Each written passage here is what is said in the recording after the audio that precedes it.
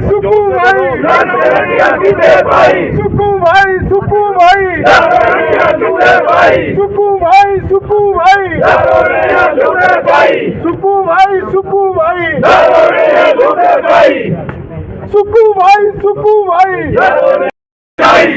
भाई, सुक्कू भाई, यारों ने लूट मचाई, पहला बजट झूठ की गारंटी, दूसरा बजट लूट की गारंटी, पहला बजट झूठ की गारंटी, दूसरा बजट लूट की गारंटी, पहला बजट झूठ की गारंटी, दूसरा बजट लूट की गारंटी, झूठे भाषण नहीं चलेंगे, नहीं चलेंगे, नहीं चलेंगे। झूठ आप पीछे भारत माता की सुक्कू भाई, सुक्कू भाई, सुक्कू भाई, सुक्कू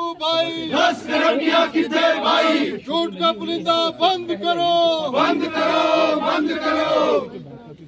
पहला बजट झूठ की गारंटी, दूसरा बजट लूट की गारंटी, पहला बजट झूठ की गारंटी, दूसरा बजट लूट की गारंटी, पहला बजट झूठ की गारंटी, दूसरा बजट लूट की गारंटी। सुक्कू सरकार, सुक्कू भाई, सुक्कू भाई, सुक्कू भाई, सुक्कू भाई, सुक्कू भाई,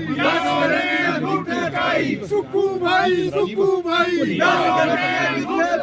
सुक्कू भाई, सुक्कू भाई, सुक्कू भाई, यारों ने लूट मचाई, सुक्कू भाई, सुक्कू भाई, यारों ने लूट मचाई, पहला बजट झूठ की गारंटी, पहला बजट झूठ की गारंटी, दूसरा बजट लूट की गारंटी। देखिए, हमारी सरकार ने बड़ी मजबूती से अपना पक्ष रखा, हिमाचल के हितों का ध्यान रखा। पहले जब हाई कोर्ट का फैसला आया, हमने पर्यटन विभाग के एडमिनिस्ट्रेटर को वहाँ बिठा दिया था और कहा था कि जो वहाँ गेस्ट ठहरे हैं किसी प्रकार का कोई नुकसान उन्हें ना हो।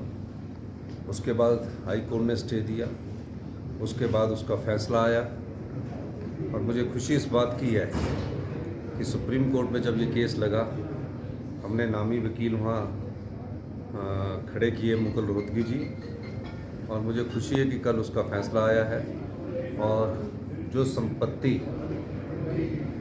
पिछले कई सालों से ओबराय ग्रुप्स के पास थी उसको 1 साल के भीतर उन्हें खाली करने का निर्देश दिया है। उसके बाद हम उस संपत्ति में बैठकर सभी प्रकार के ऑप्शंस हमारे खुले हैं, जिससे सरकार को राजस्व मिले, सरकार को आय आए। उस दृष्टिकोण से हम आगे इस पर बात करेंगे। अपोजिशन का ये अधिकार है कि वो प्रोटेस्ट करे, पर सच्चाई में सच्चा प्रोटेस्ट करे।